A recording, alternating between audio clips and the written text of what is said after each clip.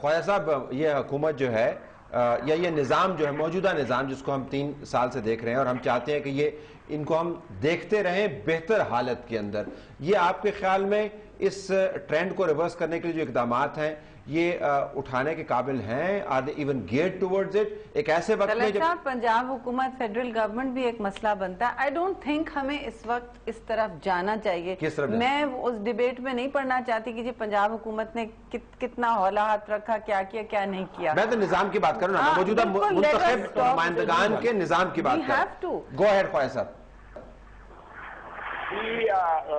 तलत ये कानून बनने से मसले हल नहीं होते। आई थिंक ये जो कानून बनाने का जो ड्रामा है ये पिछले 30-40 साल से हम खेल रहे हैं।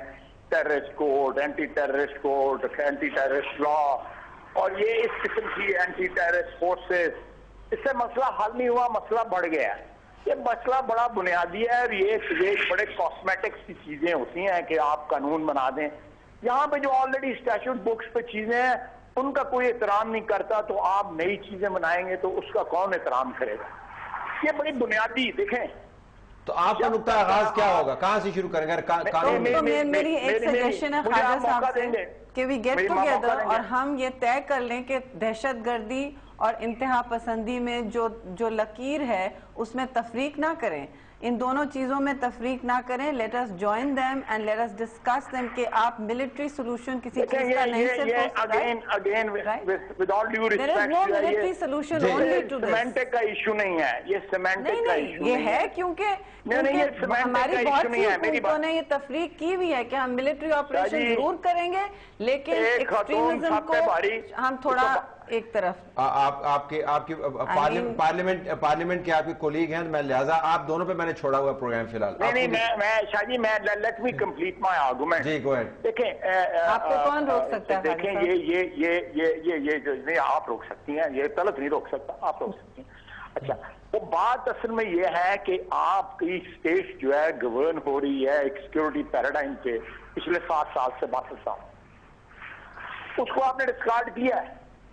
आप एक बेसिक जो चीज जो है वो जिसके ऊपर हर चीज की बुनियाद है, जिसके ऊपर आपने स्टेट का एडिफिस जो है वो तामीर किया हुआ है, उसको इरेक्ट किया हुआ है, वो आप चेंज नहीं करते। आप जो है एक कमरा इधर कर लें, 2 कमरे उधर कर लें, ये कॉरिडोर कर लें, ये स्टेट चीजें नहीं होंगी। You have to discard this paradigm और एक नई पैराडाइम जो है वो इंट्रोड्यूस करनी पड़ेगी। वो इकोनॉमिक पैराडाइम है जिससे एजुकेशन आएगी, जिससे आपकी हेल्थ बेटर होगी, जिसका आपका इंफ्रास्ट्रक्चर बेटर होगा, लोगों में एक वेल बीइंग का एहसास होगा।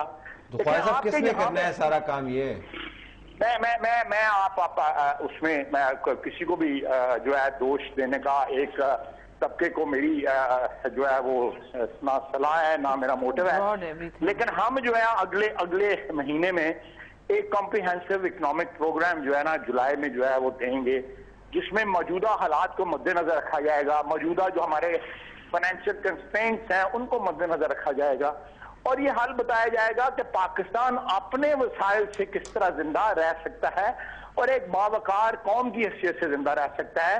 हमें दस्तनजर नहीं होना पड़ेगा।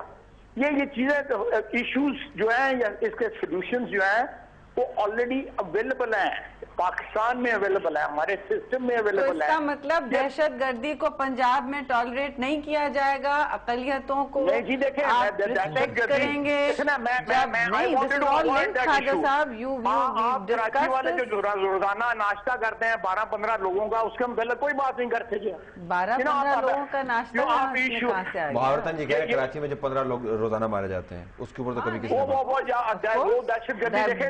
तीनों हुक्मरान तीनों हुक्मरान पीपल्स पार्टी तीनों हुक्मरान जो है ये उसको दस्तों गिरबान है। अच्छा लेकिन हम इस पे चले, मुझे इस पे एक नुक्ता इत्तफाक जो है उसके ऊपर मैं लाना चाहता हूं कि ये जो ट्रेंड जो है ये पाकिस्तान को अंदरूनी तौर पर भी डिस्टेबलाइज कर रहा है, बैरूनी तौर पर परसेप्शन हमारा खराब हो रहा है और इससे मुंह मोड़ने की जरूरत नहीं है, इसको कन्फ्रंट करने की जरूरत है पॉलिटिकल कंसेंसस के साथ। If we all agree on this, even if you don't has run out unfortunately, even if you don't. Thank you so very much नाज़रीन। और जब मैं आपसे बात कर रहा था क्लोजिंग में तो यूके के नंबर से मुझे एक SMS आया है, लो एंड बिहोल्ड हिज़्ब तहरीर की तरफ से SMS आया है और बताया जी कि पाकिस्तान के हाई कमिश्नर को हम एक मुनाजरे की दावत दे रहे हैं कि आप आए और बताएं कि पाकिस्तान के अंदर आपने हमारे बंदे क्यों पकड़ने शुरू कर दिए हैं, और बाकायदा लंदन का वहां पर एड्रेस भी दिया हुआ है।